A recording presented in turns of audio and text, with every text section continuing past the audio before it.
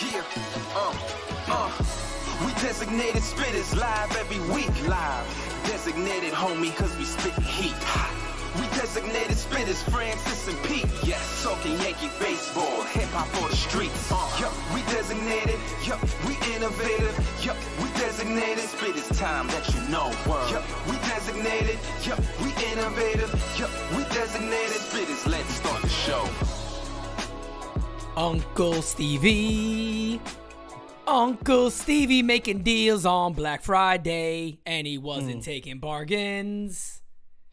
He wasn't taking bargains any part of the day. He's Uncle Steve. That should be like the startup to a Mets show, but unfortunately, I got a startup for the Mets. Uncle Hal Steinbrenner. I got a startup. This was Uncle Stevie yesterday. This was Uncle Stevie yesterday. He woke up and chose violence. He said, "Listen." Oh shoot. He said, "Steven Matz, what you want to do?" Okay, call up Marcana. Call him up. I thought that was what didn't Big Pun have a version when he was like shit on the whole industry? That's exactly what he just did. That's exactly what Uncle Stevie did. He said, "All right." That was funny though, because that was like a legit I'm pissed off type thing. I told Felix messaged me about it. I said, "Yo, this man was making deals sitting on a love seat, cracking walnuts." Just like, yeah, close the deal. Just cracking another walnut. Yeah, who we get? Marte? What, 7? That's what he wants? Do it. Do it.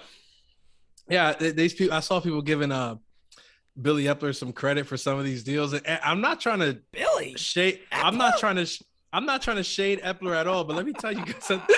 Your man just got here.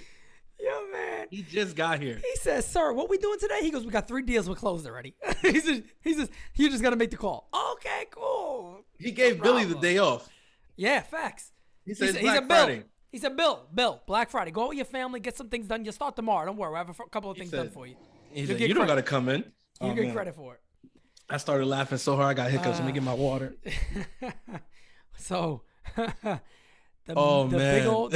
Mets, man. The Mets making some headlines out there, right? They get Kana, they get Rosario, and then of course they get the big one at the end of the day is of course Starlin Marte, and of course this is not NYM news. This is NYY news. So at the end of the day, we're gonna talk about our Yankees. And look, first and foremost, I'll just say this: not a significant impact on the Yankees. I get it because we still have things we can do. But man, friends, as I tell you, man, I am utterly in a way shocked by a lot of the reaction from Yankee fans. Oh, huge! When it came to Marte, the people like defending how bad of a signing all of a sudden Marte would have been. Who would have given that money and this and that? He got 4 years, about $19 million a year. Yeah. He got under $20 million a season. Yep, not even 20 for the next 4 seasons. I laughed about this on the live chat. I don't want to keep laughing again. Do you know that there was Yankee fans that actually said that Aaron Hicks is better? So there's no point. There's no point of going out there and getting him. No, you have Yankee people out there posting videos of Aaron Hicks making sliding catches in center field in the Dominican Winter League when he looked like trash doing it. He looked terrible. No. He looked terrible. I'll tell you guys right now, he took a horrible route to that ball. Horrible. And 90% of it, 90% of the route was the fact that he was moving ridiculously slow. That's why. But you know who he looked like? You want to laugh? I'm not joking. You remember when Bernie Williams came back to play in the WBC? Oh, God. And everybody looked at it and was like, "Bernie, you can't do this, fam." They were like, "Bernie, no. Bernie, Aaron we don't want to Hicks see you like like a man this." who didn't belong in that field. And you could tell. I mean, people say, "Oh, well, maybe out of shape. That's why he's out there. He's trying to get back." Listen, How long guys. has the man been out? What was he doing? Make all the excuses you want. I'm not here. This is not about bashing Aaron Hicks, right? This is not about bashing Aaron Hicks. This is about bashing the idiot fans who were in my mentions telling me that Aaron Hicks is equivalent to Starling Marte, so we don't have to spend on a Starling Marte because we already have him, basically. What? Where does Aaron Hicks match? Like, the speed? Did you see what he looked like catching that ball? You don't want to come on. Bro, and no. Mind you, I'm actually sitting here saying, if Aaron Hicks is our center field, okay, but just have a good backup for him. I'm on record saying that. So I'm not somebody who's like, I hate Aaron Hicks. I would trade him if I could. My 100%. Thing is, I'm just cracking up, truly, that fans are actually even uttering the words that Marte isn't a better, and then they're talking about his age. Do you see the way this dude is built? No, some of them. That's what I'm saying. I had people in my mentions telling me, "Oh, yeah, a 33-year-old center fielder is not the answer." Was a 32-year-old utility infielder the answer last year? Because we gave him 6 years and signed him, DJ LeMahieu, and we were all very happy that we re-signed LeMahieu. We were all very happy that Uncle Stevie didn't swoop in and steal LeMahieu. So don't tell me a year later you're saying, nah, we don't need it. And it's a shorter deal. And you guys are talking all this garbage and shit about the Marte deal. You know, Marte's deal ends a year earlier than LeMahieu does. Yeah, we're paying LeMahieu a year, and him and LeMahieu are the same age, and we're paying DJ a year later than the Mets are going to be paying Starling Marte. The deal's a good freaking deal. It's an economical deal for him. He's getting paid. He's getting good money, but that's not a backbreaker contract for a team. Not in New York. Not for the Yankees. Not in New York. That's the problem. What organization are we? That's the other issue here. What organization is this? We become the Kansas City Yankees, according to the fans. They're talking about, oh no, we can't spend that kind of money. We can't afford that. What? And I'm a circle back to Marte. But the other thing I want to say, make no mistake about this, because I feel like some people got it confused somewhere. I saw it in the mentions on my tweet. I saw it in the mentions on your tweet, because we both had a similar tweets that kind of blew up. And some people don't seem to get it. They think that we're upset about all of the moves that the Mets made. No, and we feel like, and we're like, oh no, we wanted all of those guys, and the Mets stole all of those guys. No. They know better than that. They just want to be stupid. Read into what we're saying. We were speaking, like I was speaking specifically about Starling Marte, and so was Pete. Mark Canha, I came out and said I think he was a great signing for the Mets. I think all the signings were good for the Mets. All of them were good for the Mets. All of them were good. Look, Escobar, Canha, two great signings for the Mets. Yep. If the Yankees would have signed either Canha or Escobar, I would have been like, what are we doing? Like, right. I don't get it. Like Escobar, it's like we already got DJ, and I like DJ better. I think he's a better version of that. Are we trading Gio then? He's taking over. Like, exactly. I would have been like, what's happening here? Because Escobar plays second and third. You know, I'm like, yeah, he's a good clubhouse guy, but I'm like, yeah, is that what? Like, I would have been confused if the Yankees wouldn't have signed him. I agree. So no, I didn't feel any kind of way that the Mets got him, other than happy for Mets fans. I was like, that's a good pickup. Congrats. Yeah. Mark Canha, same thing. Oh yeah, we do need that. We do need outfield, but Canha's not the kind of outfielder that we need. Right. So when they signed him, I was like, oh, I see what they're doing. I was like, that's good for them, because they need that. They need that, and they're going to need that. So I was like, okay, yeah, Canha, great pickup, had a decent year in Oakland. And I mean, the way he hits over there is you got to kind of take it with a grain of salt, because he did it in such a shitty ballpark that it's like, put him in a ballpark that plays even half a little bit more friendly to hitters, and he's probably going to put up a lot better numbers. Yeah. So I think, again, Canha, good deal. Shouts out to the Mets for those two deals. Very good deal for the Mets. What we were talking about, though, was only Starling Marte. It was only him. He was the only player that the Mets and the Yankees together were going after, along with a slew of other teams. The Phillies were in on Marte. The Marlins made a big push for Marte, which now, I mean, sidebar or whatever, but now, now they're saying that they shifted after losing out on Marte. They shifted to Castellanos. That's going to be interesting, because there's a lot of teams that want Nicky Sticks. And if the Marlins come in and swoop him up, guess whose market improves even better, which is what Boris has been saying all along. Conforto.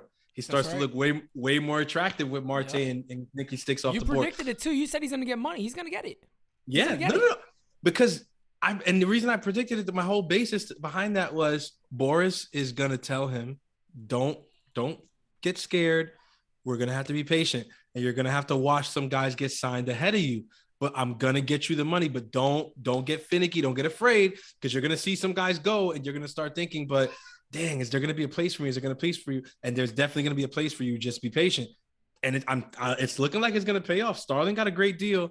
Nicky Sticks is going to probably get a decent deal, because the Marlins apparently were willing to go pretty close to what Marte got from the Mets. Yep. Right? Yep. So I mean, I would imagine they'll go They went right up there. They were close. They were close. Right? Yeah, that's what was that was what was being reported today. Yep. If I'm not mistaken. You're right. So I would imagine that for Castellanos, they're gonna go about the same. They're gonna go about the same length, if not a little more. Castellanos is 29, so he's younger. You could give him more years if that's what he's looking for. Give him the money, and Miami they got the paper. Why not? And you got the they DH go coming there, so you're more willing to go more years if you have to. Exactly, because you can give him an off day in the outfield and have him, DH for you a little bit, split time over there.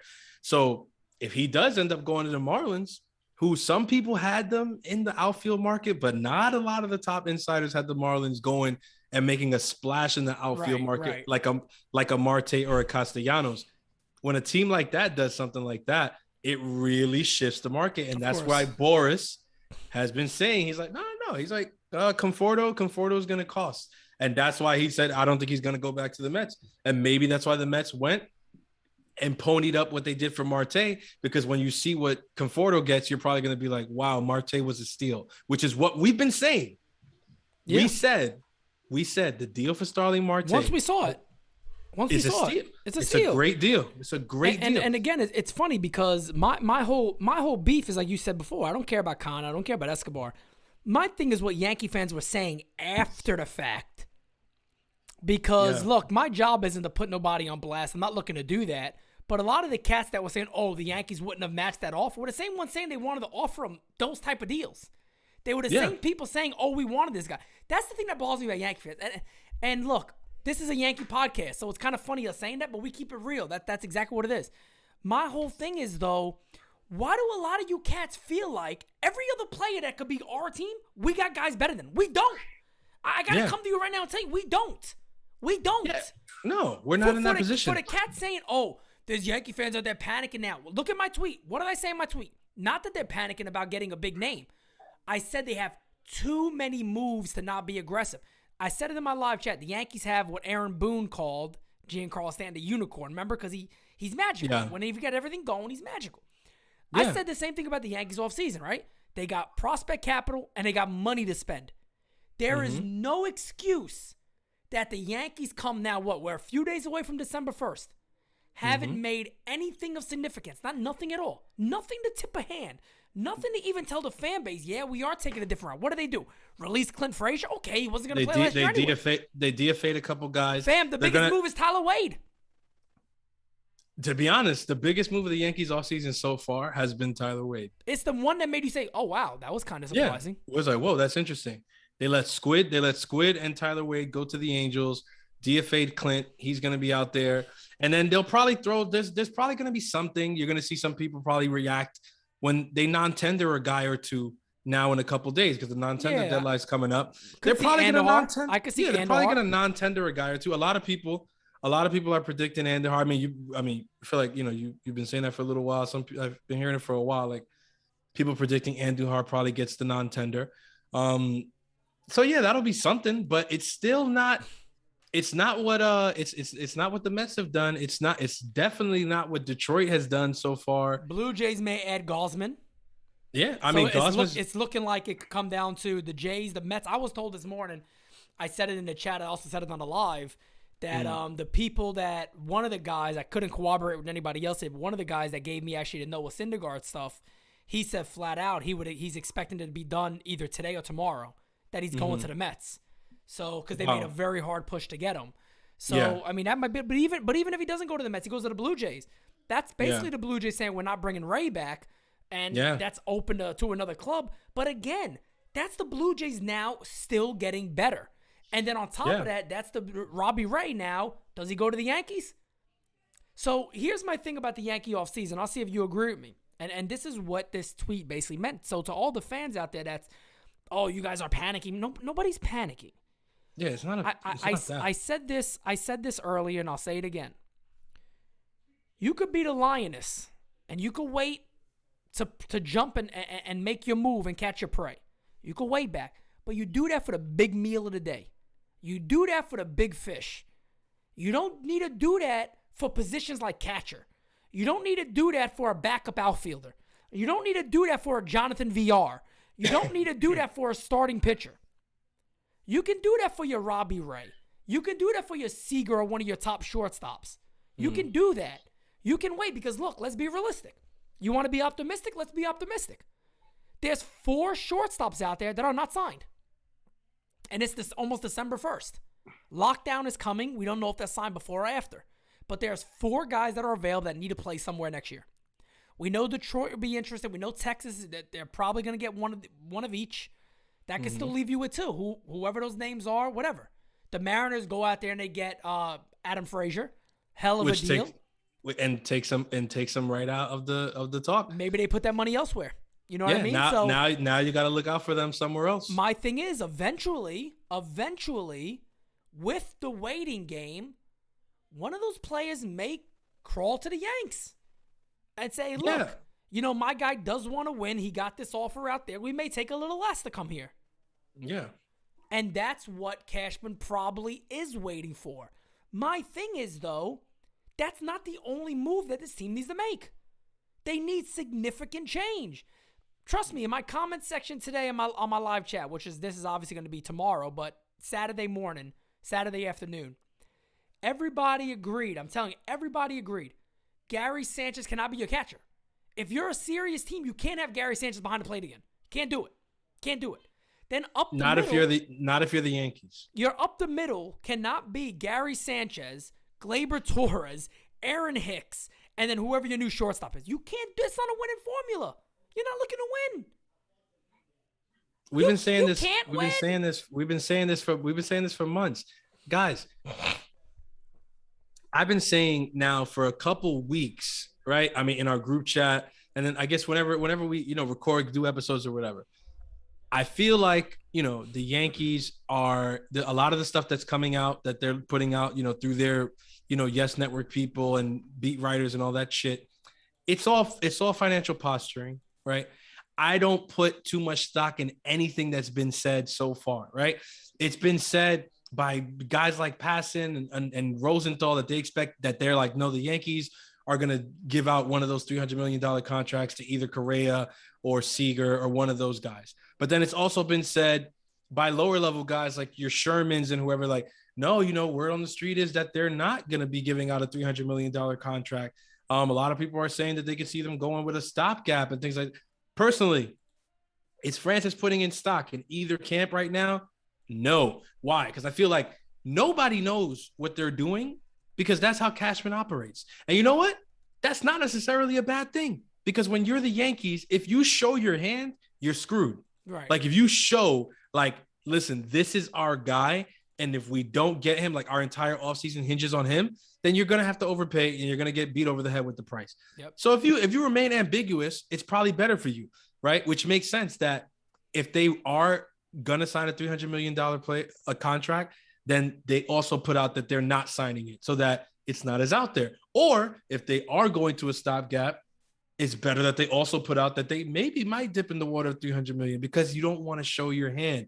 But all that being said, that's speaking about like the big fish. That's not speaking about the peripheral moves. Yep. And we're talking about moves exactly like catcher, center field, like things like that. You know what I'm saying? Starting pitching is always a priority. It's always a focus. But I mean, this offseason, right? Like it's something that has to be like, at the forefront after you make one of these big moves. I listened to Boone on R2C2 the other day. Oh, God bless you. He sounded like it was an interesting interview, but I'll say towards the end when they started talking about like free agency and things like that or whatever, he didn't give up anything. So if you guys are going to go look into that to get info, you're not going to find much. But what he did say was that, they're working and they have a couple targets. They're talking about different guys every day. And he said like, he feels like, right now they're in a position where they're just waiting for a big domino to fall. And that once that domino falls, you're going to see a bunch of subsequent moves that follow that, right? After I heard that, I said, okay, let me do a little research here before I speak out of turn. I looked at the 40-man roster, which is currently exactly at 40. It's yep. Perfectly at 40. And I went and I looked at it. Let me tell you what I gathered from looking at that roster. This roster is not a roster that is built for opening day. So clearly, the Yankees are planning on making several moves. They have so to. I'm not I'm not going to sit here and say like, oh my God, the Yankees aren't doing anything. They're not going to do nothing or whatever. No. One thing for sure, they're going to do something. They're going to do something because the way the 40-man is right now, this is not a 40-man that's going to be playing in April. There's obviously going to be moves. We don't have a shortstop. We don't have like your first baseman is right now. It's technically Voit, Gittins. It's like there's a lot of, you know what I mean? It's like no. So clearly things are going to happen.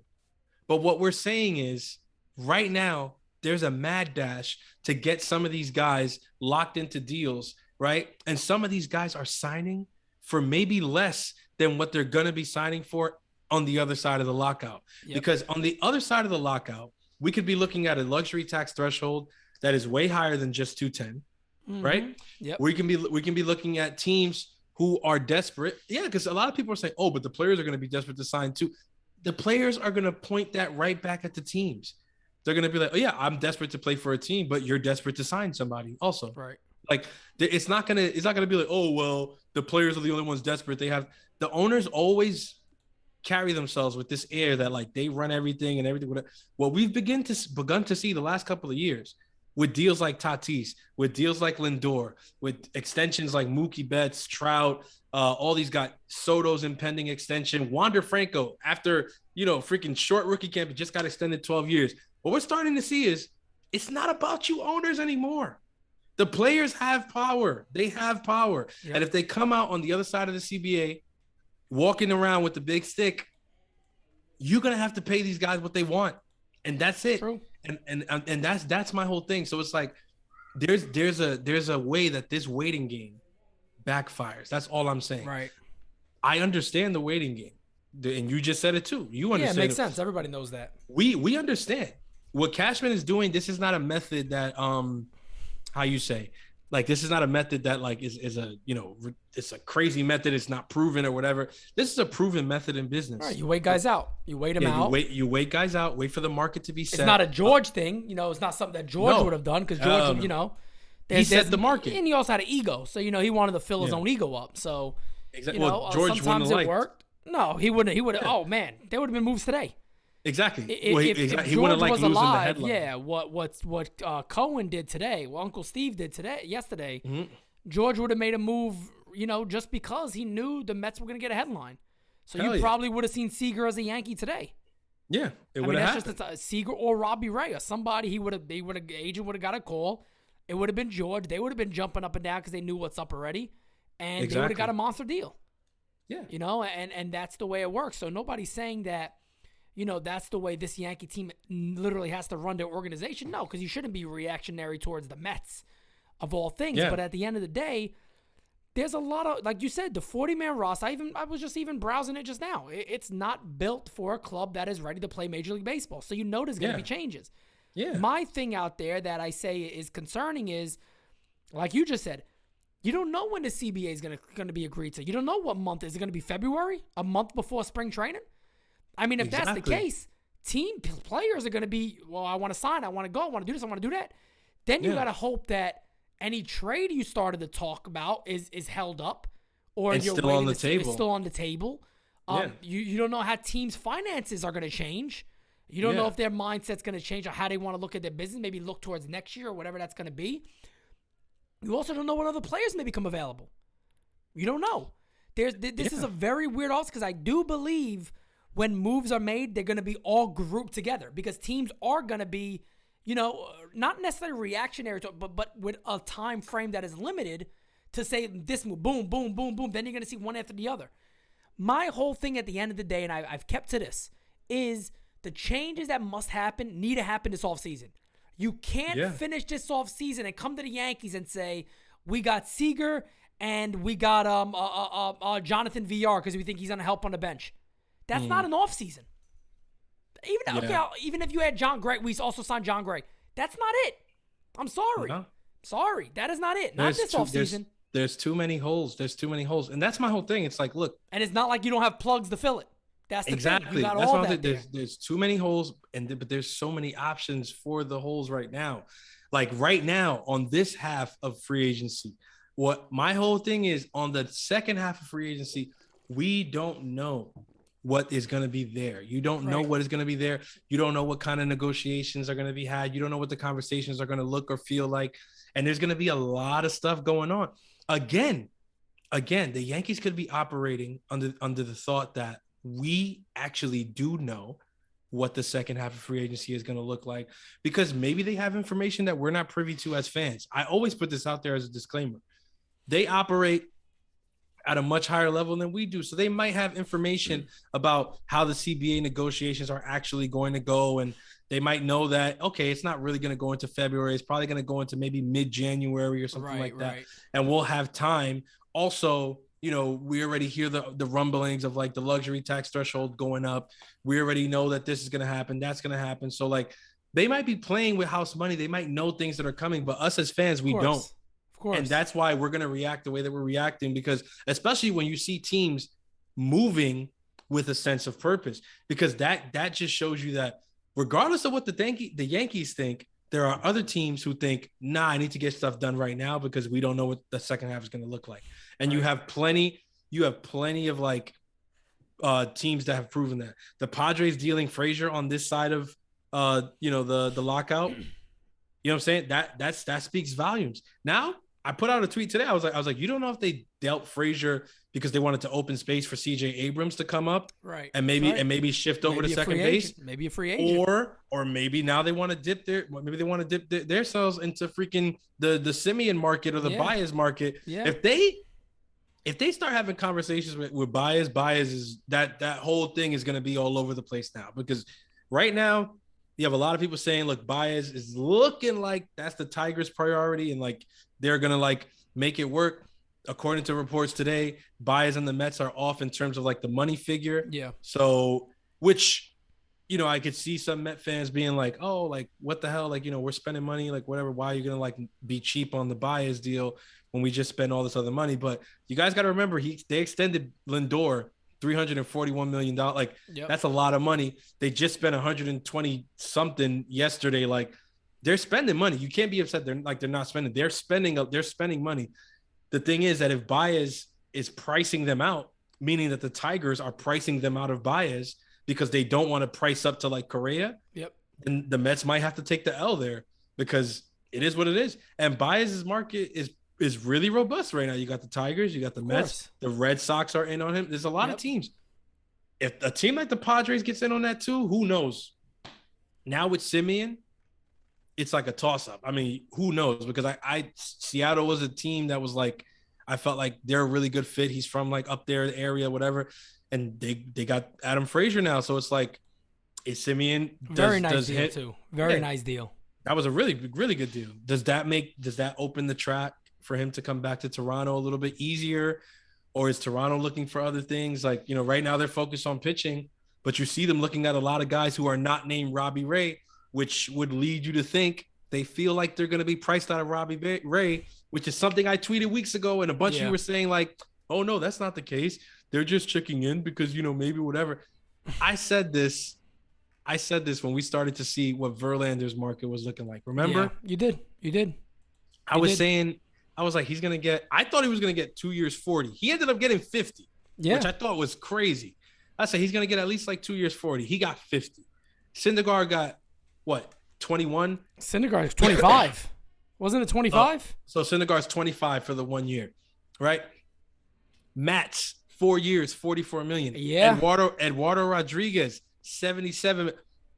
They're gonna get paid. Gossman's gonna get. And look, Gossman. Look at the players too that got the players involved and going after Gossman. You got the Mets. You got I think the Mariners are interested. You got the Blue Jays. You got teams with money. Kevin Gossman, the Giants are still there probably with him. Yeah. So you got Kevin Gossman's going to go out there and get himself a paycheck. And even you know who's looking at Robbie Ray. At that. Robbie Ray's happy. Robbie Ray can wait. He can wait all day. He said, just wait. Chill. They're the ones that can be patient. We need a cowboy in the Bronx though. We need a cowboy in the Bronx. We need Robbie Ray in the Bronx. I'm sick of talking about this. You know what I mean? I'm almost sick of talking about it. We need a cowboy in the Bronx. My man had that cowboy hat, and I said, man, that's it. It's like the movie City Slickers. It's like the movie City Slickers, man. That's what we need. We get him a cowboy hat with a Yankee logo around the front. Listen, and I think I think that's one of the things that actually has shown me like my optimism early on in the offseason wasn't necessarily unfounded. Like maybe we do have reasons to be optimistic because when you listen to the guys who have been in, the players who have been in on some of these guys available, right? Sometimes you hear the Yankees, but sometimes you don't. And it makes people wonder. They're like, well, Steven Matz, pretty solid pitcher, did okay in Toronto, pitched really well against the Yankees. Why weren't the Yankees in that market? Why weren't the Yankees in Eduardo Rodriguez's market? Right. These are guys who came to the Bronx, pitched against us, and shut us down several times throughout the year. Why weren't they in those markets? Gossman has tons of people right now in his market. Haven't heard anything about the Yankees Nothing talking with to the him. Yanks, nope. Some people are saying, oh, well, because they're going to they're looking to trade for a pitcher or they're looking to get like a really low level thing or whatever. Could be that. Or it could be that they're like, yeah, let all of these guys go and snatch up your Thors, your Steven Matz, your Eduardo Rodriguez, your Kevin Gossmans, your John Grays, your Max Scherzers. And then let's see what happens with Ray at the end. Right. And let's see what happens with Ray at the end. We know we're going to, because you said it. That's Cashman's guy. He's wanted him for years. Yeah. For all you know, they have a bulletin board in Yankee Stadium right now with Robbie Ray as one of the centerpieces. And they're like, he's our freaking guy. We got to get him. Yeah. But they're trying to play it like, let's see. Look, we know we're going to have to pay him, but let's figure out exactly how much we're going to have to pay him. Let's see what it's going to be. Right? We don't know yet. But again, that's the whole thing. It's like waiting. That waiting game. You got to be careful because you never know. They have the power. Robbie Ray sits down and watches Gray get signed, Gossman get signed, all these guys. And he's not in a rush. He knows he's going to get paid. Yeah. Correa knows he's going to get paid. Too, Even if Baez goes to Detroit, Correa knows he's going to get paid. Well, that too. And, the longer you wait, too, you got to remember one thing. Players also see other teams getting better. And they may enjoy that fit more. So, Robbie Ray sees the Jays doing all this. And who the hell knows what the Jays are up to? Like you said, the CBA goes up and the Jays go, look, man.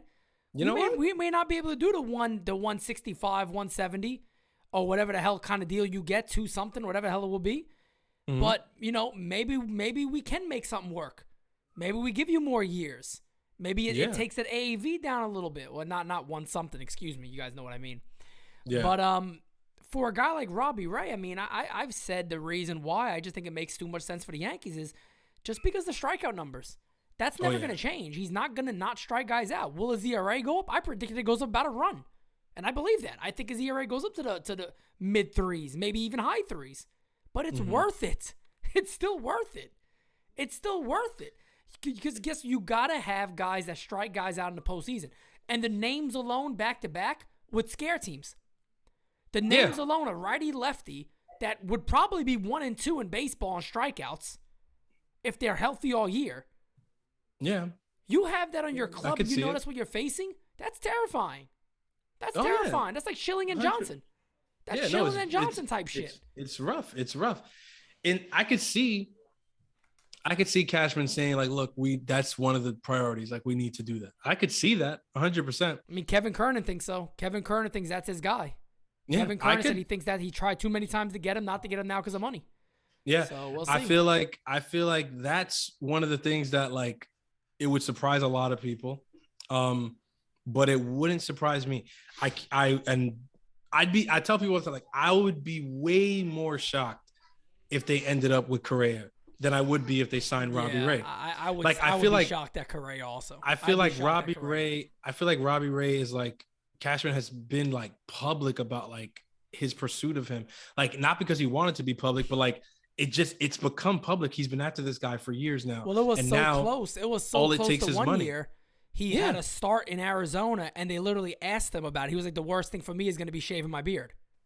Yeah. And like they asked him that if you go to New York, what is it going to – he's like, I love it, but the worst thing about me is shaving my beard. Like other than that, and he always been, but just a stubble. You can't even have a lot of that showing.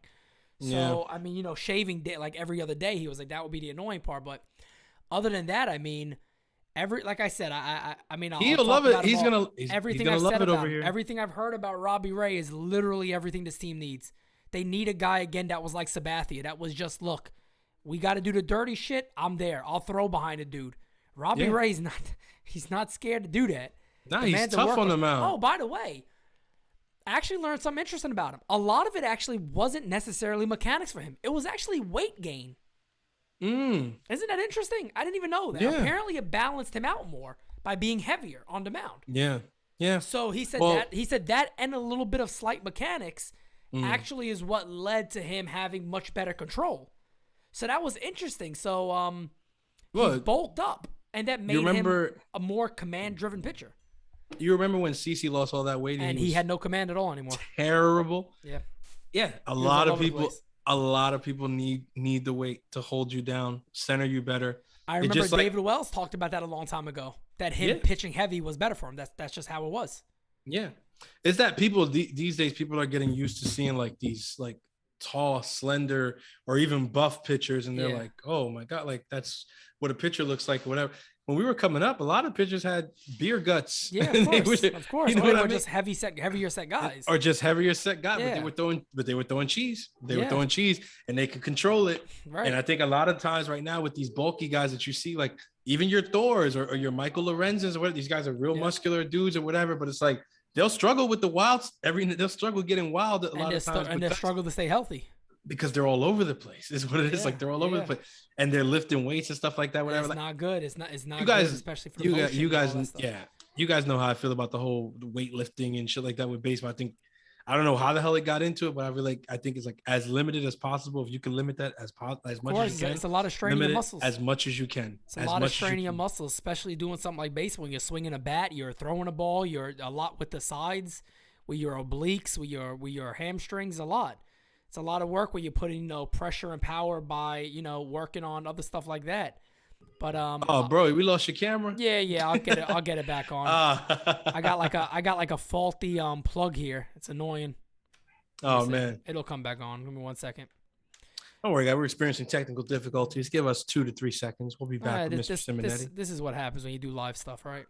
There we go. See, we got a green screen. We go. I don't. Hey, oh, let's go. We're back. But no, like I'm saying, I mean, Robbie Ray would just be a great fit. He would be a great fit for the club. He really would be, and all it's going to cost is a little bit of money, and and from there, the one thing I wouldn't want to see is Gary Sanchez catching him.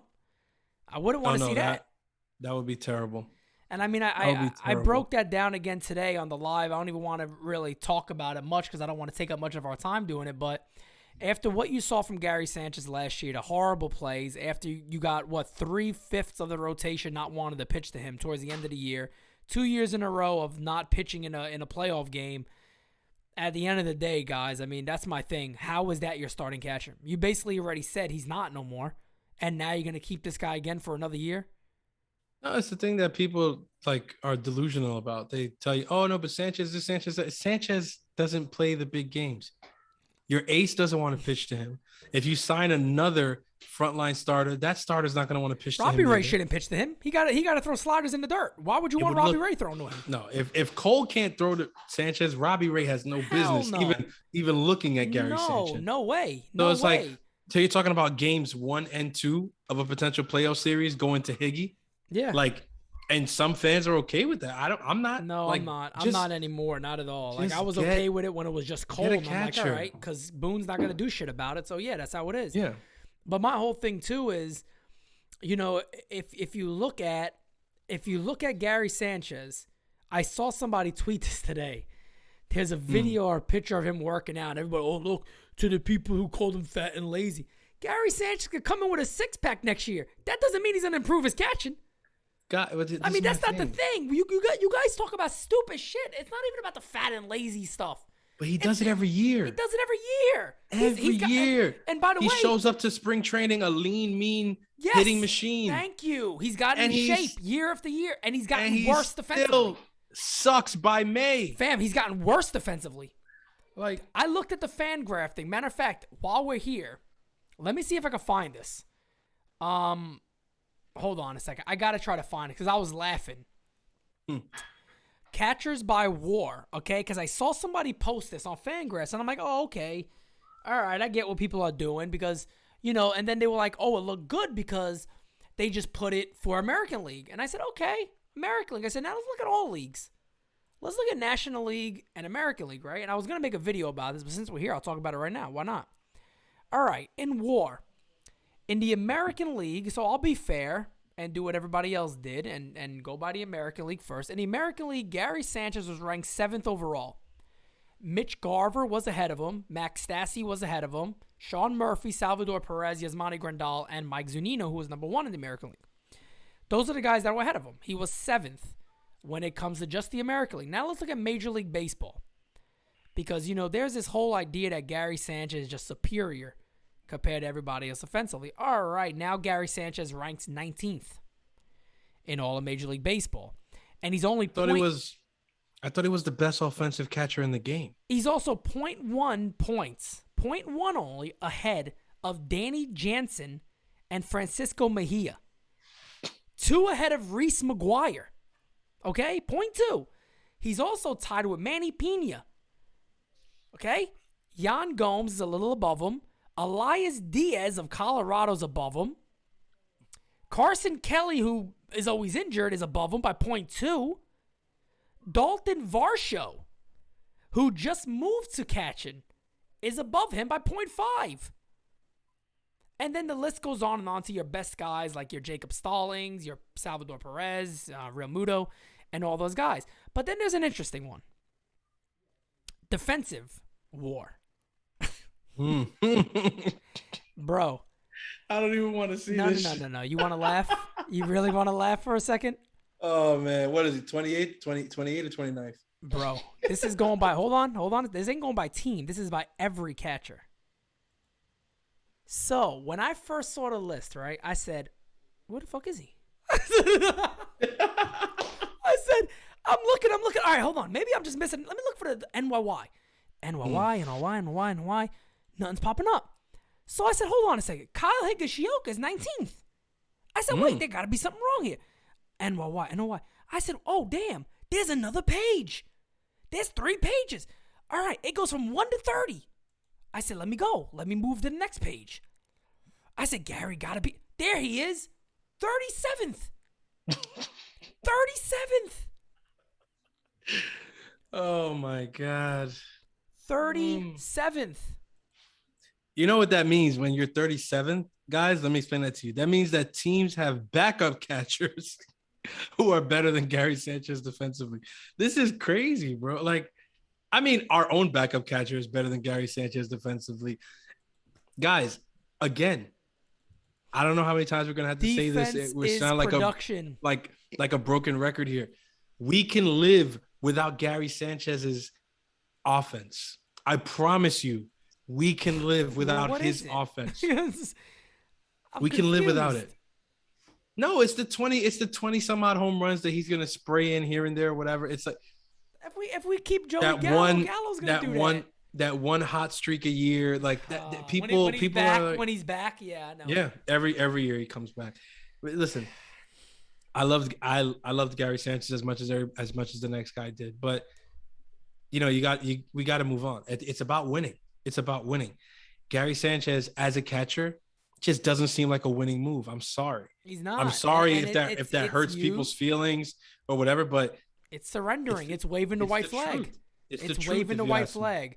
If I'm in those meetings with Brian Cashman, I swear to God, I wish I could be. I'll never be welcome to him, but that's okay. But if I'm in those meetings and I'm sitting there, I look across the table to all the pro scouts. Yankees probably won't have that. They probably got all the analytical nerds around them. And I'm just looking at all of them saying, do we got to get Cole on the phone? Do we got to get Montgomery on the phone? Kluber's a free agent, but you guys want to call him up real quick? You want to call him to see what he thinks? I mean, are we really kidding ourselves here to continue this guy, to throw him back out? And then you wonder why there's people like Pete Simonetti of NY News who's talking about an obvious disconnect between a fan base and the ownership and the team. Because fans have known this shit for years. And they keep running the same guy out there going, guys, it's going to work this year. Every good team has a strong middle of the lineup. Middle of the infield. They're strong up the middle. Championship teams are strong up the middle. Always strong up the middle. Which means starting pitching, catcher, second base, shortstop, center field. Francis, the last time we won a World Series, who do we have there? In center field? Well, up the middle. Talk about catching. Okay, well, Let's play a game that I love to play. It makes me very sad, but I love to play it. Look at the 2009 Yankees World Series lineup. It's gonna make Why me not? very sad, Why but not? let's do it. Let's do it. This is a game, guys. This is a game. This is a game that I love. That I love to play. It's fun because you probably could argue you got 3 out of the 4 guys are Hall of Famers. Yeah. If not, obviously, and the last one is very, very good. Was a very, very good player. Okay. So this is not the lineup in terms of order, but this is how we lined up for game 1.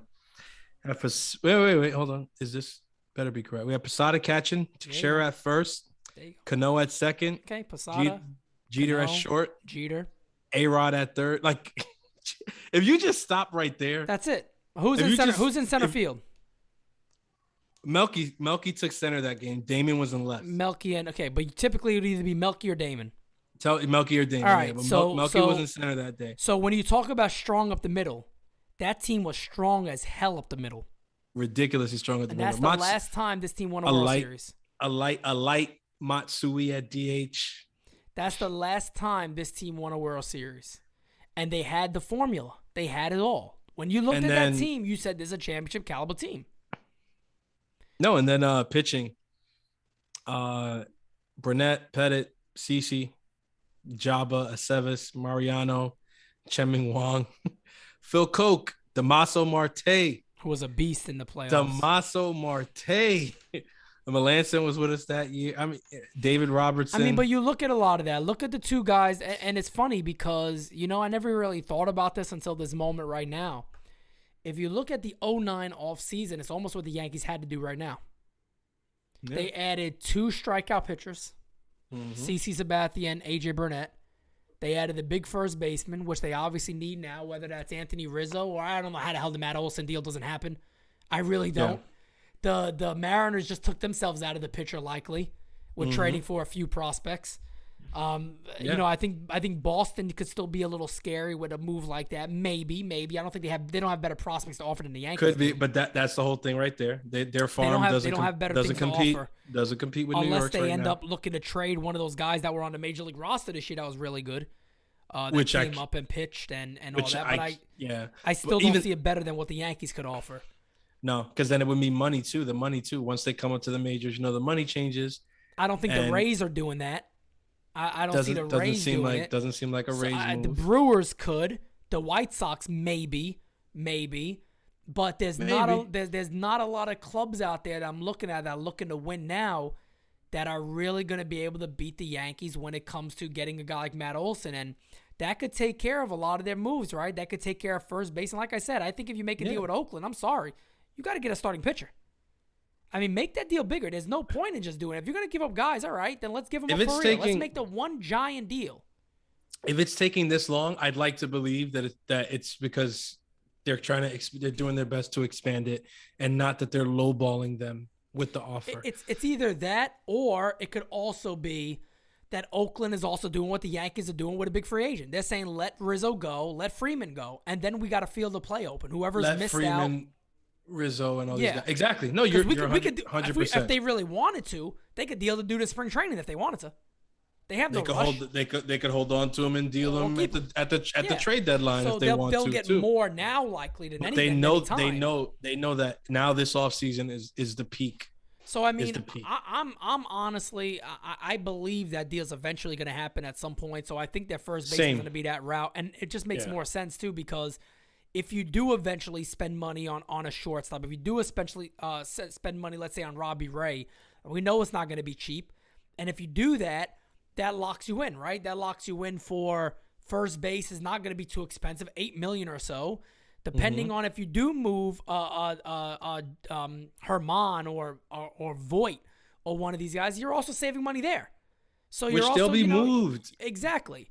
These are guys who are most likely going to be moved. No doubt about it. So you're still saving money in certain places like that. So the Yankees offseason plan, I feel like, is well known by the majority of fans. We know what they should do, and I think that's the reason why a lot of us are just like, but there's been nothing yet.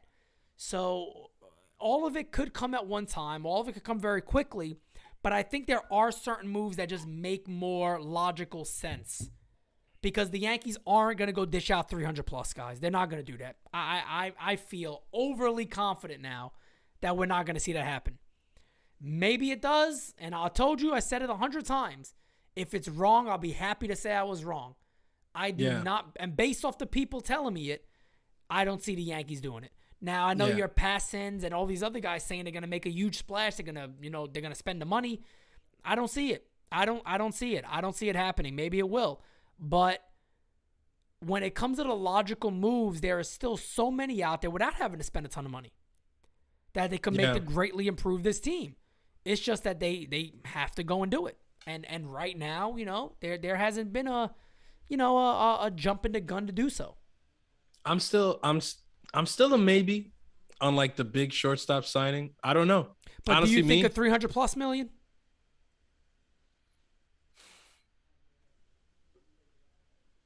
I say maybe. And Okay. The only reason I say maybe is this. If the luxury tax threshold goes up to freaking 230 or 240 or some shit like that, then another $300 million deal is not going to do anything to the Yankees. But it's Hal Steinbrenner. I could see them do it. But if that doesn't, also it is Hal Steinbrenner. And but he does want to re-sign Judge. So that's the thing. Yeah. But to me, that's what keeps me like at bay with it right now. Cause like, I don't know what the luxury tax is going to be after the new CBA is signed. I know they want to sign Judge. I know they want to sign a pitcher.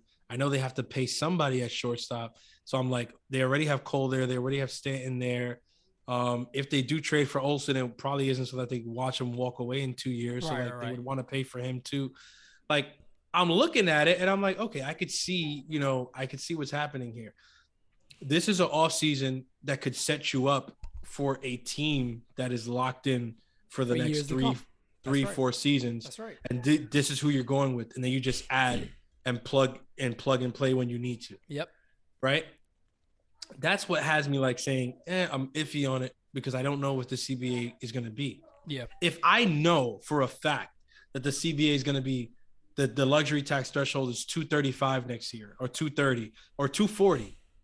That's 240 is crazy. 240. I don't know how they don't sign Correa and just say, fuck it. Because why not? Yeah. Why not? Give me Correa, give me Robbie Ray. Like we could add both of them and still be under, like, get the fuck out of here.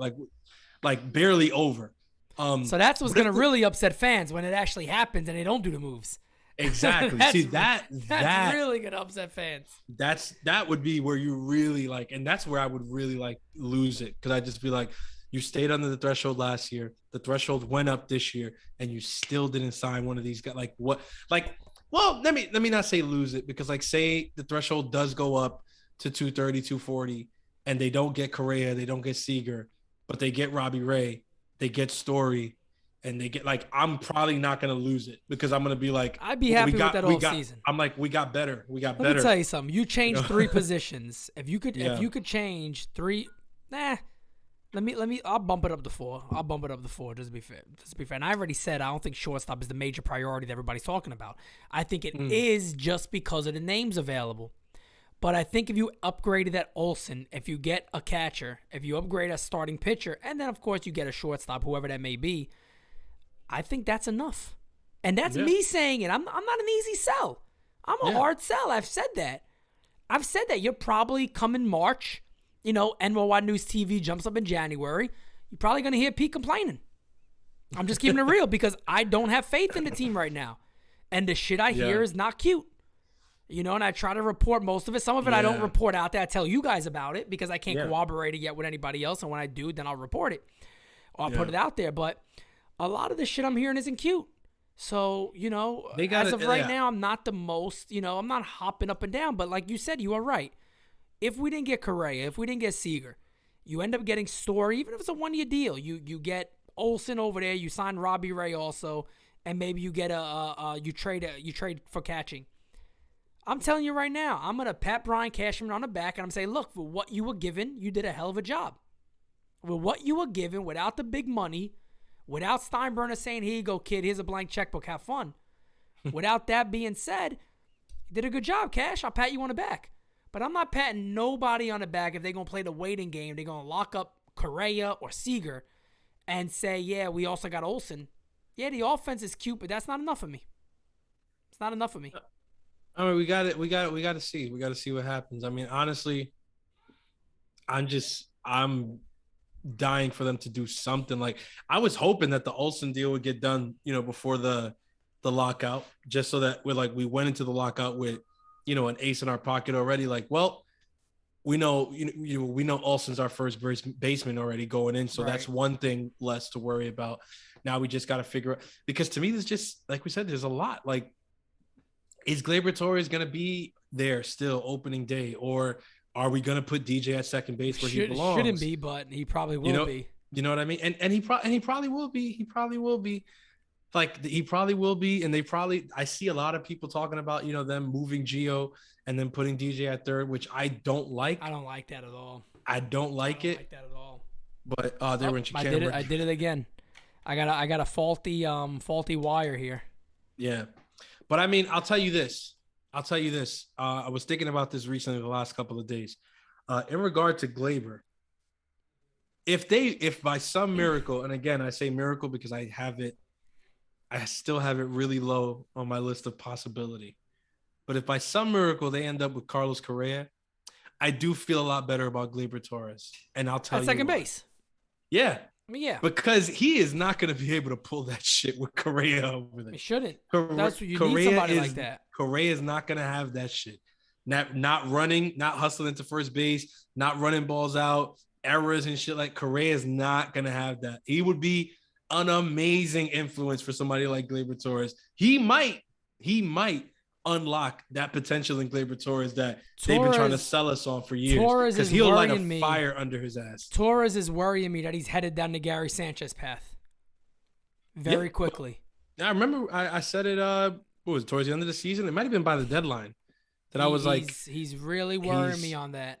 He's too comfortable. He's gotten comfortable. He's gotten complacent. Obviously something wrong there too. I don't know if it's with management too that just lets him do the shit he does. I don't know, but that's all goes with leadership too and chemistry in the clubhouse and whatever that looks like. That the Yankees obviously need to work on. There's no denying that. He didn't listen to the hitting coach at all. No, that much. No, that much was obvious. Not at all. Tim's came out and said it as politically correct as you can say it, but basically, you're the best. You're the best, Gleyber. Don't worry about it. And said it like, this guy, doesn't really stick to the approach that we come up with. But it's crazy because I was looking at videos of him, early on in his career, and I was just like, gee, like I just look at his swing and I'm just like, what happened? It got so slow too. How did you lose? Like, because his swing early on, a thing of beauty. This guy was pulling, ripping ball, like whatever. I'm like, he would turn on a pitch very, very quickly. Yeah, he would turn on the pitch very, very. You watch him now; it's like a labored swing. It's labored. He's completely off balance. It's very, very different. He's grounding out to second base all the time. Little weak pop-ups, barely out of the infield. I'm like, what happened?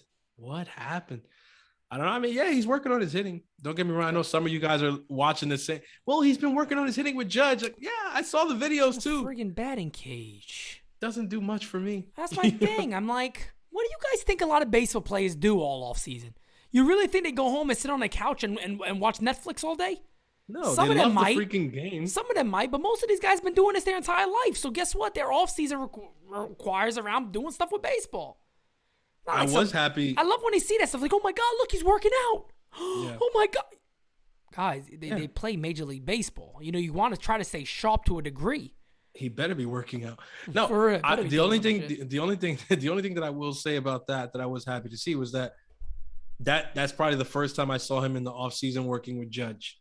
And I was like, that's who you need to be working out with. Yeah, that's true. If you're going to work out with anybody, I'm not saying that, him and Gio is not a good. No, they're good pals and friends or whatever. But whatever Gio's approach is to hitting, he can afford to do that.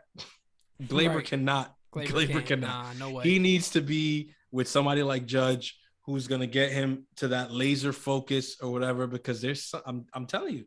And that's why, like I said, like, you end up with somebody like Correa, and I know Correa will he will be on Gleyber Torres' ass from day one to the end of the season. He won't let that kid rest.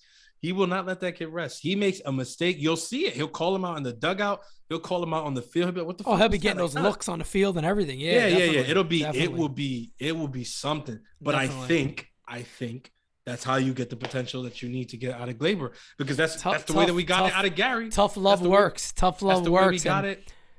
For some reason, we were told that Boone was just meant to be a therapist, and he's not allowed to apparently do any of this other shit. So that's Melfi. That's Dr. Melfi. That's all he's supposed to be, is Dr. Melfi, and that's it. So it is what it is. The Yankee offseason is underway. We'll see what happens. I do want to talk about the first Hall of Fame ballot that's been released by Jack McCaffrey, who released the first Hall of Fame ballot today. And may I just say this real quick? These people shouldn't deserve votes. So let me just read you guys some of the names that are on this. Barry Bonds, Roger Clemens, Todd Helton, Torrey Hunter, Andrew Jones, Jeff Kent, Joe Nathan, David Ortiz, Justin Morneau, Tim Lincecum, John Papelbon, Jake Peavy, Andy Pettit, Manny Ramirez, Alex Rodriguez, Scott Rowland, Jimmy Rollins, Curt Schilling is last year, Gary Sheffield, Sammy Sosa, Mark Teixeira, Omar Vizquel, and Billy Wagner.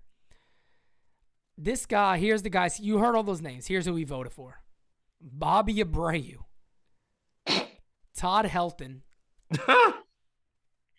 Ryan Howard, Andrew Jones, Jeff Kent, Jimmy Rollins. Jimmy fucking Rollins. And Omar Vizquel.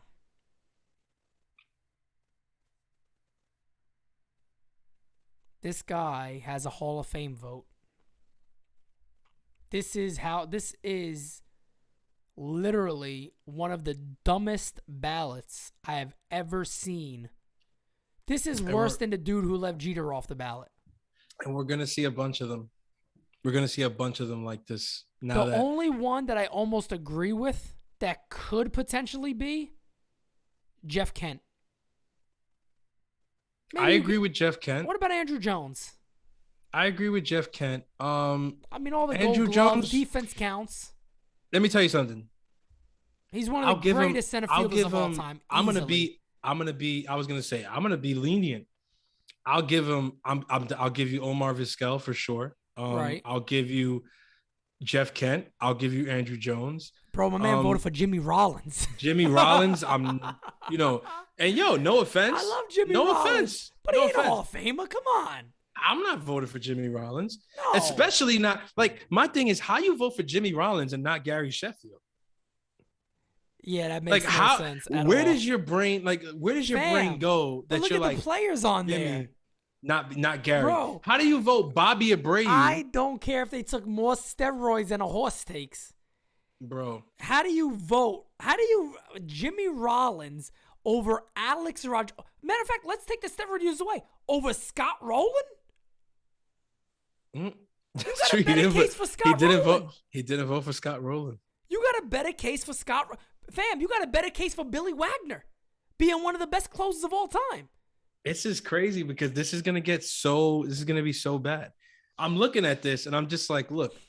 Are we missing something on Jimmy Rollins? I'm about to look up Jimmy. Jimmy, like, I'm getting love on a designated spitters today. I'm looking like this, and I'm just looking at it, I'm just like, I know what the problem is here. Look, my man had an MVP award. It's 264 career hitter, 2,400 hits. I remember he won the one MVP. I know he won the one. This is not a Hall of Famer. Yeah. 1, 2, 3, 4. 4 Gold Gloves. 1, 2, 3. This is a good. I wouldn't even say very good. This is a very solid major league ball player. Bernie Williams was borderline Hall of Fame. This is a very solid ball player. Bernie Williams was way better than Jimmy Rollins. Oh, not even. Come on. Way better than Jimmy Rollins. And people have no problem telling us that Bernie Williams he shouldn't be. That's why he's not a part of the core 4 and he wasn't important and all that shit. Don't give me that. He's a career 297 hitter. I'm like, don't give me it. People swear. Bernie Williams is a career 297. He almost had 300 home runs as a center fielder.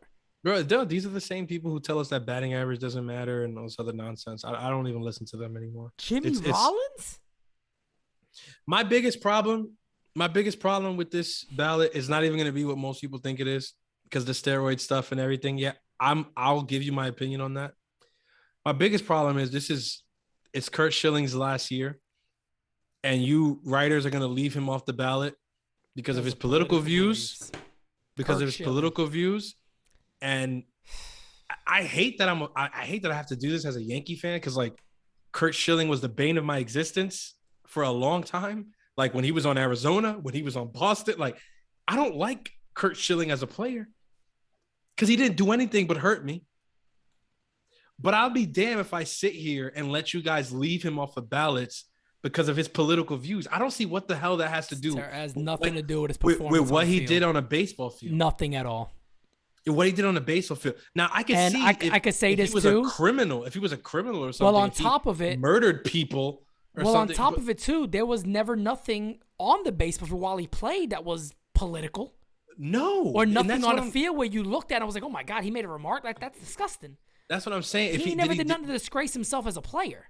This is what I'm saying. But no, he comes out and he supports somebody people don't like, and all of a sudden it's like now you can't get into the Hall of Fame after the career that Curt Schilling had. Like that's what we're gonna do. So we're gonna keep Curt Schilling out.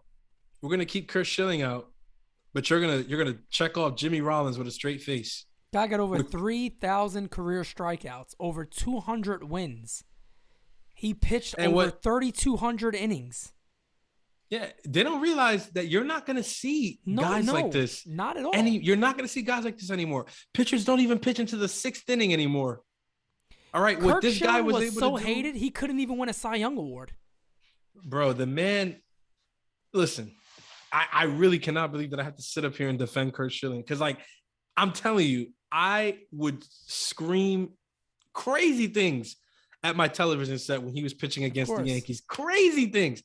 If you would have told me 10 years ago, 12 years ago that I'd be on a podcast defending that man, I would have laughed you out the room. But I guess I have to because there's no sense anymore.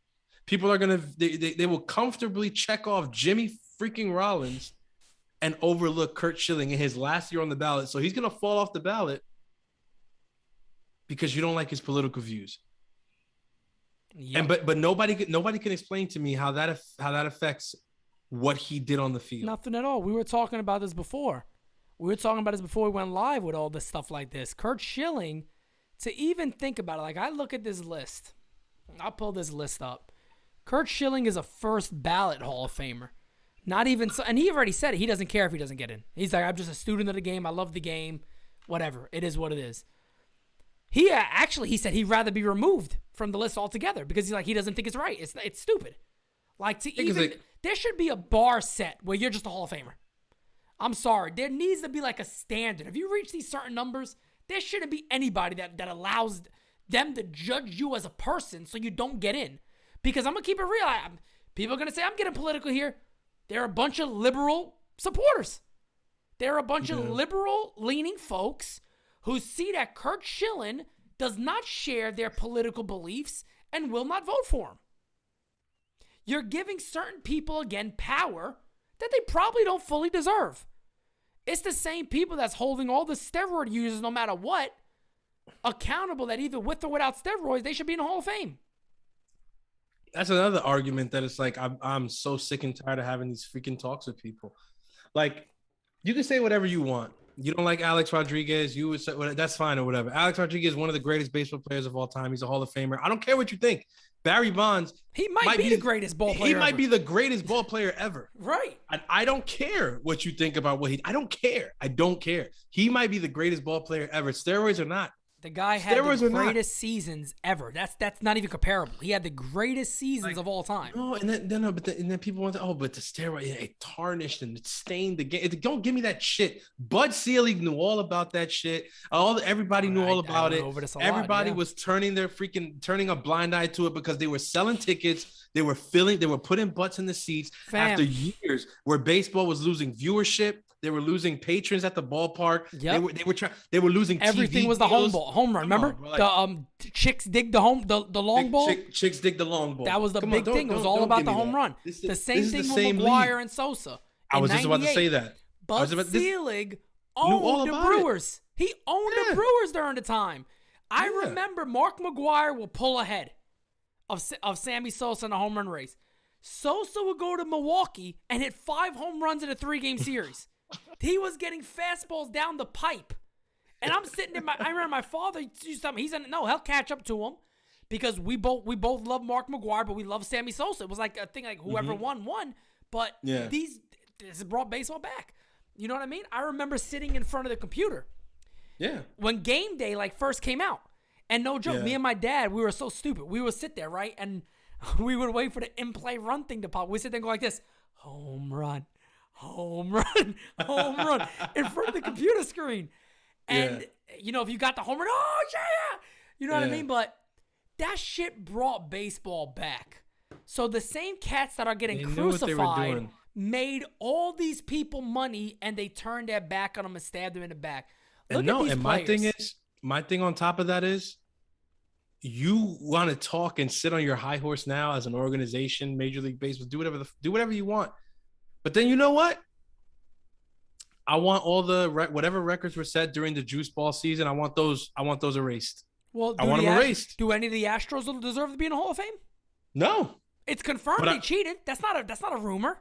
But they're gonna get him. I already saw somebody the other day telling me that Jose Altuve is a first ballot Hall of Famer, or that he will eventually get into the Hall of Fame.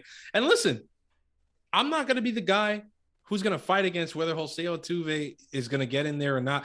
If he has a couple more good seasons, if he wins another ring, if he does whatever, and they want to put him in the Hall of Fame, so be it. I don't like the guy. I think I'm not going to say that here. It's politically incorrect, but I got, some choice phrases that I like to refer to him as, but it doesn't bother me if he gets in or not. What bothers me is that if he gets in, but you don't let in A-Rod, Big Papi, Manny Ramirez, Barry Bonds, Roger Clement, and you don't let them in, then it's going to bother me. Yep. Then it's going to bother. It's going to bother the shit out of me, because the same way that steroids is a stain on their legacy forever, I want 2017 to be a stain on every Astros legacy forever. Even if we sign Correa tomorrow, I'm still going to tell you guys this.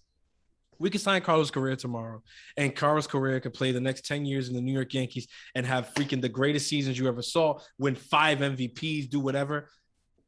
If the Hall of Fame comes up and they go whatever, I'm going to say, well, no, 2017 happened. It happened. If that's the rule that you guys want to play by. But the truth of the matter is, that's not the rule they want to play by. They want to scapegoat these guys. They want to scapegoat these guys for something that they were all complicit in. Yeah, they were all complicit in. They all knew it. All the owners knew it.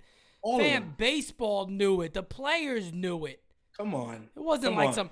The funny thing is, when they talk about Jose Canseco, he was crazy, but he released the book Juiced and all that. He started all this nonsense.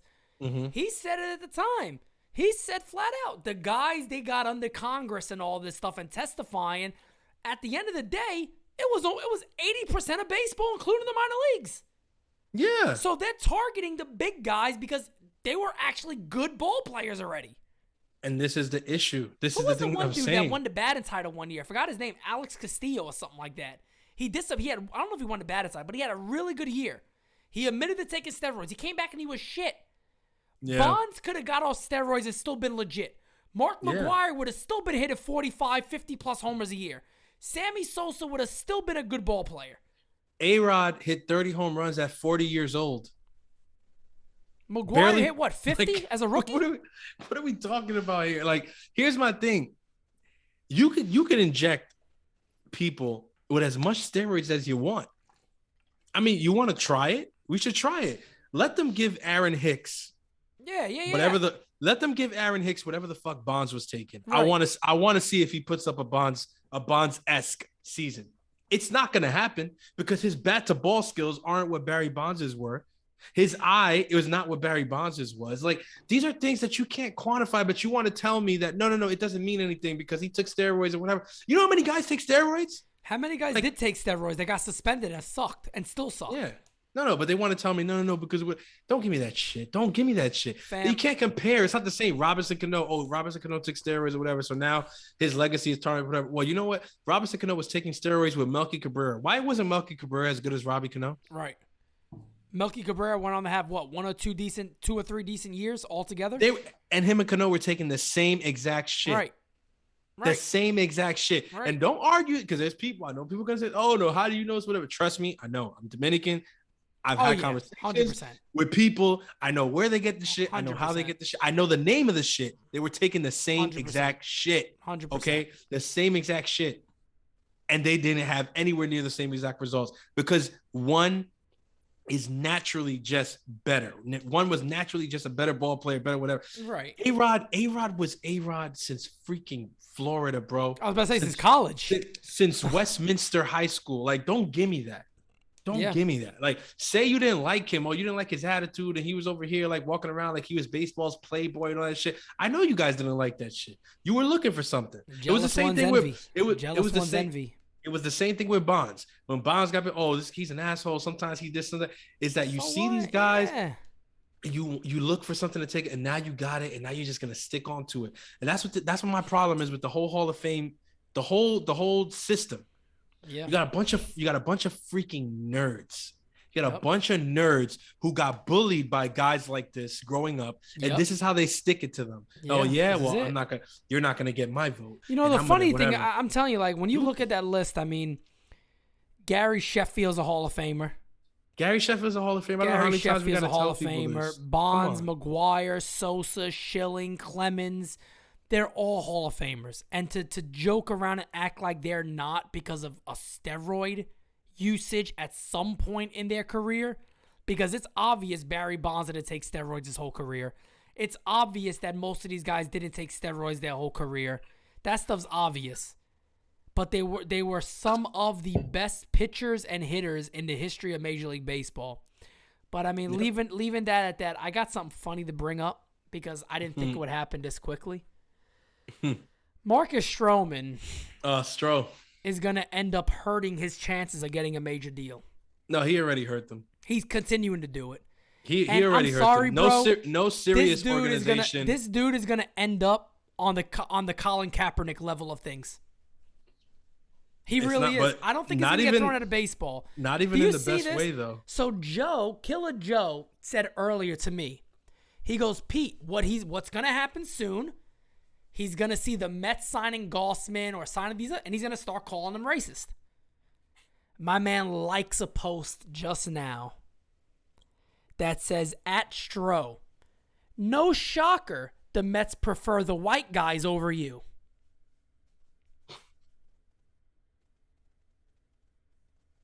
What are you thinking in your mind? Nobody's taking... Here's my thing that I would love to sit down with Marcus Stroman about. You want to see this is what I would say to him. I would say, Marcus, you are a terrific athlete, a very talented pitcher. Very talented. Why are you allowing bullshit to affect the person you are? You have serious issues, my friend. Stay off Twitter until you sign. And the fact that he's the type of guy that feels the need to try to shun regular everyday people. You know how many people I've seen him look, well, how much did you make last year? Man, the dude bags groceries. He's 18 years old. What's your problem? You're a Major League ball player. Go be a ball player. No, that's it. Anyone who disagrees with his line of thinking, and that's... Like I think Joe said, would you want him on the Yankees? No. Yeah, no, I think he did say and whatever. I also respond. I said I would capital. I said hell no. Yeah, no, I don't want to do nowhere near the Yankees. What's sad is you could actually ask me the same question 2 years ago when he was coming off a 4+ ERA on Toronto, and I would have told you, yeah, I want to give Stroman a shot because I really liked him in Toronto, and I said, you know what, he's a small guy. I was like, but this kid has so much freaking heart. He's a dog out there. He's tough. I really liked him. I was like, if you would have asked me back then, I would have been like, yeah, let's do it. Then the whole thing came up when he was on the trading block, and the Yankees were one of the people that people were saying like, oh, they're considering it. They were considering it or whatever. That year, we could have gotten Stroman. We could have not gotten Stroman.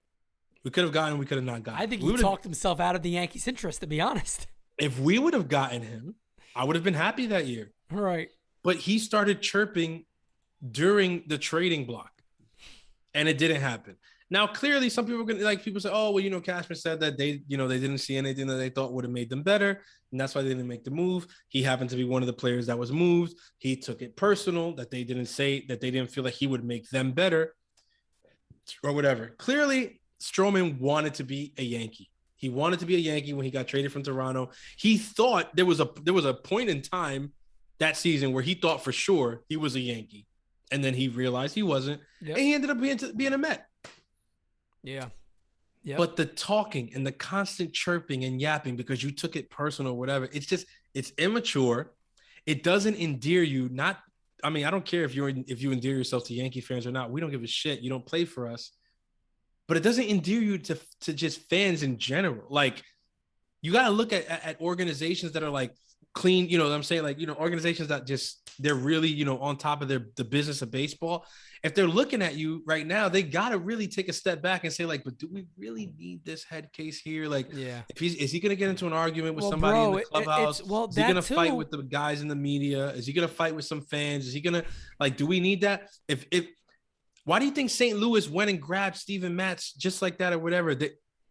Some people say that St. Louis was still monitoring Stroman as of today. I don't think they make a play for him. Why? Why do you need that? Yeah, I don't. No, I'm like, I actually this is the first time I looked at like his likes on his. I'm like almost in like a world of amazement here. Yeah, people hate you because of your skin color. I'm like, that's not no. No, he likes a lot of stuff. He likes a lot of stuff like that because he feels like. Does it give him like confidence to keep doing this type? I don't understand. I'm very confused here. And it's not, see, that's the thing is like, I know like some people say, oh, of course you're going to tell him that, oh, he got to shut up. But why does he have to shut up? He shouldn't have to shut up. He should be able to speak up. It's not even that, I would say this, bro. I've said this about Trevor Bauer last year. So don't come to me with that shit. Like, oh, you wouldn't say, no, I would, because I said it to Trevor Bauer, who is a white starting pitcher in the major leagues and a way better starting pitcher than Stroman is. I told him that he should have shut up last year when they were doing all the tweeting, all the videos, because now it looks like he was actually. Oh yeah. But I'm even with the sexual assault. Now it looks like he's actually right. Yeah. So he was defending himself a lot. Now a lot of the evidence out that he actually didn't do it. But you see that all of a sudden, I guess the right people got to Trevor, and when the whole sexual allegation shit came out, that he was talking, somebody must have got to him and say, you know what? Yep. Just be quiet. Stop talking. Stop or whatever. Let everything play out, and then you'll be able to come back with it. And now, if he does get fully exonerated and all that, which is that's what it looks like right now. Yep. Now he can come back and say whatever the fuck he wants. Yeah, and he's going to because he already started. You know what I mean? He must be pretty confident because he already kind of started. Yeah, now he can come back and say whatever he wants, and you're not going to be able to say nothing. If you're and that's what Stroman agent, could do the same thing. If you're his agent, though, wouldn't you sit there and be like, bro, you're saying shit about like the biggest market in the planet? Bro, I would have taken him out literally like. He's calling Mets fans racist. He's liking posts that says there's a majority of Mets fans that are racist. That don't want to see him back. No, the fans. He said that about the fans? He liked it. So, writing on the wall, Stro going elsewhere. It's a shame most of NY wants him. There's a subset of racist fans that skew any of his comments towards him not being able to handle New York, which is false. And he likes that. He liked that tweet also. But I didn't see that I'm just like, but there's a ton of them. I didn't know this. This is the first time I looked at this dude's likes. I'm like, I'd want this dude nowhere near this club. Here's another one. No. He can't wait for you to go out there and prove all the haters wrong. They're only hating on you because of your skin color. All right, what fans? I mean, who are these people? Who it are has these nothing to people that they don't like Marcus Stroman because he has small man syndrome. If I was blind, I would have a problem with Marcus Stroman. It's the attitude. It's the attitude. It's the attitude. And that and Did and people I'm say not that about guys like Torrey Hunter? exactly no. Torrey Hunter talked about there not being enough black players in baseball. He talked about issues, but he went about it the right way. Or how about this? How about Andrew McCutchen? Andrew McCutchen. He How was about pissed Andrew when he came to the McCutchen? Yankees. He was like, they shouldn't make me, take my dreads off. Yeah. But I'm doing it. But my thing is like, Andrew McCutchen has talked about there not. CC Sabathia has talked about there not being enough African Americans in baseball. Another Hunter. guy. I have never seen them come out as like, well, the reason is because baseball's racist. No. I have never heard them say that. I have never heard them say, well, the fans are racist or this one's racist. That they never use everything is racist. Yeah, there's things about the game that are like, how you say, they limit the interest of like, African American kids to want to like come up in the game, which doesn't make the game inherently racist. There's just certain things about it that if you made changes, it would obviously appeal more. If you made the game more accessible to people, of African American descent in inner cities and things like that or whatever, you would be able to get more. There's a lot of things like that. There is a lot. But to say that, it's like, no, that's not true. Like CC Sabathia just retired from the New York Yankees. We love that. That man is a god here. He is a god. Like, don't start with that shit, whatever, because that's a battle you're gonna lose. That is a battle you are gonna lose. We love CC Sabathia. Luis Severino is way darker than you are, Marcus Stroman. There are people in this New York Yankee fan base who would die for Severino. For real. Don't give me that. That's very true. I am a huge Luis Severino fan. Huge Severino fans. Huge. I love the guy's energy. I love what he brings to. Trust me. I mean, Severino will have the stadium. Don't let Severino come back and be halfway decent. He's going to have the whole stadium freaking shaking more than Colewood, people love him. They can't get enough of him. Yep, you're right. They love, what are we talking about here? Like, what are we, don't do that. Don't do that. Because I could see if it was something, whatever, pointed or whatever, but it's like, no, Marcus, they're pursuing guys who are going to cost around what you're going to cost, but probably give them more. That's what they're doing. It's called business. Not to mention that the guys they're pursuing aren't going to probably talk as much as you do. Yep. That's another thing that you don't want to, that he doesn't freaking own up to. He never owns up to it. Maybe the fact that you run your mouth nonstop is turning teams off, because I know for a fact, if I'm St. Louis, if I'm Atlanta, I don't want that shit. Yep. When I care about the business of baseball and I care about what my team looks like and the product that we're putting on the field in front of our fans and presenting to the world, like, maybe you don't want that. That whole thing that you did a couple of weeks ago with like, I'm never going to the Yankees. I'm not cutting my dreads. I'm not taking off my do-rag. These tattoos ain't going anywhere. You made a fool of yourself with that, Marcus. Yeah. You made a fool of yourself. I named like 4 or 5 Yankees right off the top of my head that had tattoos all over the place. Yep. There's nothing. The Yankees have no rule about wearing something over your hair, under your hat. Luke Voigt wears a headband. Tyler Wade wore a headband. Plenty of guys wore caps. The do-rag thing is stupid. The do-rag comment was very stupid. The do-rag comment was ignorant on your part. But not even stupid. That was ignorant on your part. Hey, one of the things I talk about a lot is that. I talk about that a lot. A lot of people make comments and they get called racist or this or that. A lot of it is actually ignorance. A lot of it is actually pure ignorance. Racist is different. When you're a racist, you can't hide your racism. You know what I mean? I'm not gonna name a certain person out there right now that calls Satchel Paige the great Negro of his time, which I've never heard in my lifetime. To me, that's a hard limit of actually somebody slipping up because there's tendencies there. Yeah. That's like calling people of color, like, well, the colored people over there. Yeah, you don't say that nowadays. If that's natural out of your mouth, you are a racist. There's no way of denying that. When you're using terms of the 1950s that are derogatory towards people, that's tough. That's a tough one to fight. Especially in America when it was a black and a white thing. That's a tough thing to argue. But when you're like, well, Marcus Stroman is doing, I'm like, man, I see it right now. He already had another tweet in there talking about Kevin Gausman getting $175 million or so, but Stroman's a better pitcher, so what should he get then? And I'm like, bro, I can't wait to see what you sign for. I can't wait to see who gives you money. But what people don't understand is that there's a whole other side to this when it comes to business. He's going to make it about race. Watch, when he eventually signs, he's going to make it a huge race thing. He probably is. He will, 100%. He 100% because he's already making it about race, judging by the tweets that he's liking. Mm-hmm. But I couldn't disagree more. I'm sorry, I couldn't disagree more. And just I don't know if Marcus Stroman ever saw this, if somebody ever showed it to, I'm a person of color. Right now, I got my bright lights on me in the living room and stuff like that. We're filming a podcast, so I look a lot lighter probably than I. But trust me, if we saw each other in person, Marcus, me and you are the same color, bro. Like, trust and believe. I'm a person of color just like you. This is not about that. It is not about that. And I am somebody in the past who has literally said, certain things like, hey, it's harder for, Latino managers to get gigs coming out of retirement and things like that. When they retire off the field, why does it take so much longer for them to get shots to, manage and to do things like that? Or why is it that like some Latinos or African-Americans will do really well in a peripheral coaching job, but then they'll just disappear off the face of the earth? Yeah. I speak out and I'm very vocal about things like that. We did on this podcast. We did on this podcast with Ozzie Jr. Yes, we did. We did it. And we did it even before that. When we were talking about Tony, we were talking about Tony Pena. We were like, Tony Pena fell off the face of the earth and he's an amazing freaking coach. He should get a shot. He should get a shot. At something, some sort of coach. Listen, this is the podcast where we've literally, I'm telling you, all we do is keep it real. When we said, it could be this thing, by the way, too, Marcus, I got children and a woman who was as dark as you too, bro.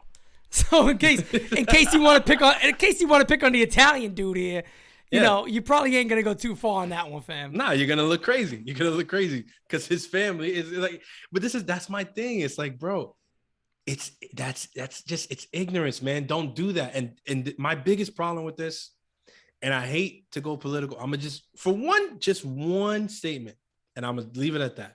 But my biggest problem with this is that when you make everything about race, you weaken the arguments that are actually about it. Are true. When you turn everything into a racist thing, then it just seems like you're crying wolf. And that's what pisses me off. Correct. That's what pisses me off. Because there could be somebody out there in some sports league, in some situation, who's getting discriminated against because of the color of their skin. Being held down. Yeah, that's right. But not you.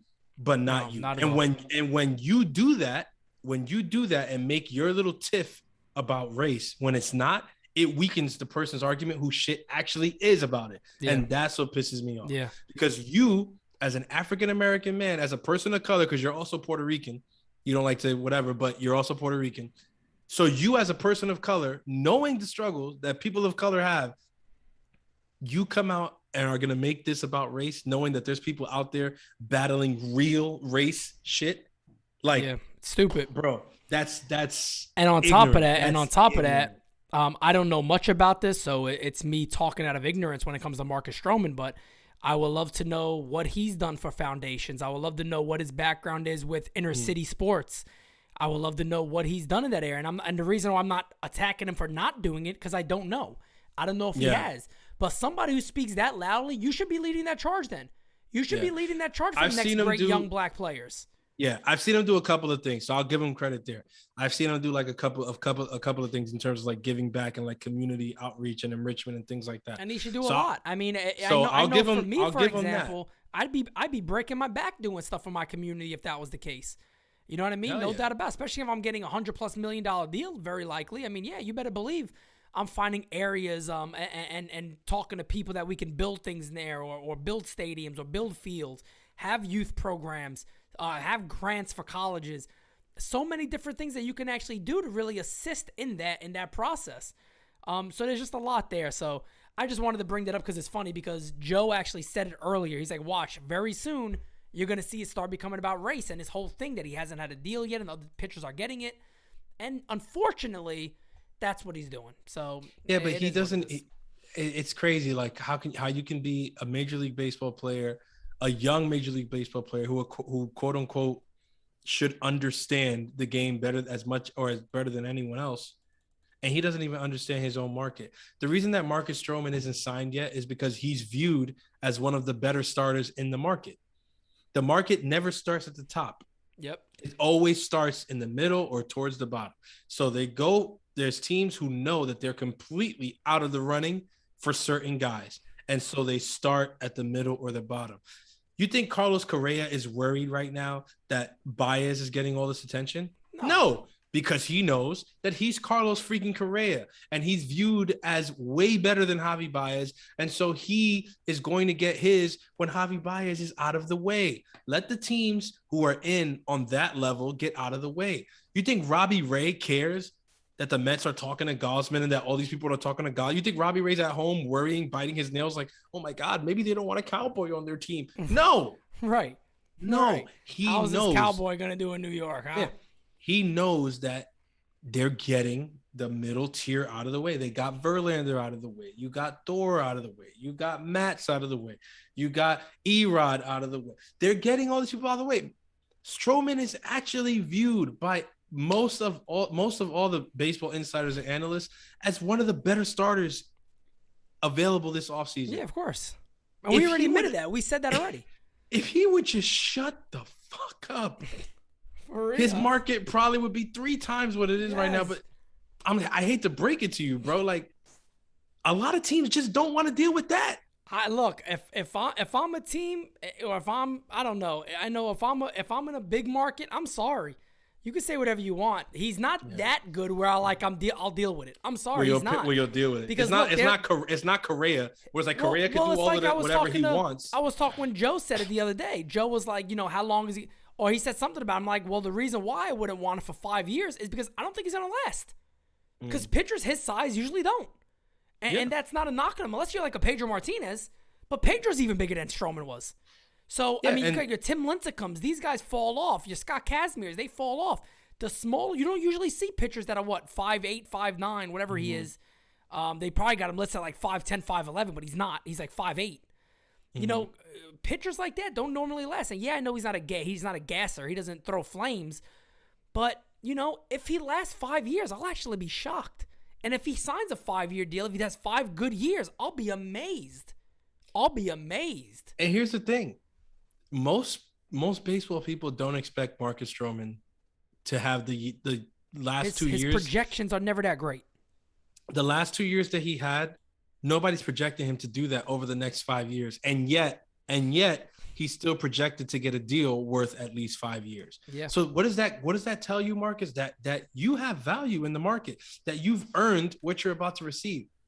Again, if you would just stop, like it's like you're like self-destructive. Like you want to do damage to your own reputation right now, because you're not going to damage the Mets' reputation. Right. They just signed Starling Marte to a contract where he makes almost $20 million a year. He's darker than you.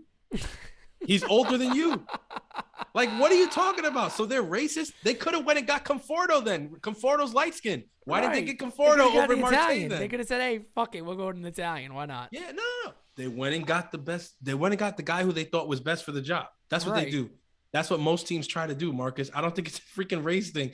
Actually, I thought the Mets really enjoyed him and his time there. And for him to start going down this path, it's just like, if I'm a team looking at him, it's like, bro, this is how quickly this guy can turn on us. Do we really want to do this? No, it's a risk.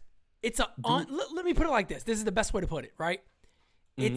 It's a not needed risk because he doesn't have to do it. Yeah, it's unnecessary. So it's an unnecessary risk. But my thing too with him is, I'm sorry. I see your numbers. You have a couple of good years. I get it. I understand that. But to sit there and be like, I as an owner would bring in Marcus Stroman, you have to be elite for me to disregard everything else. I'm not bringing you in. Yeah. I'm not bringing you in. I'm sorry. You can see it however you want. I'm not bringing you in.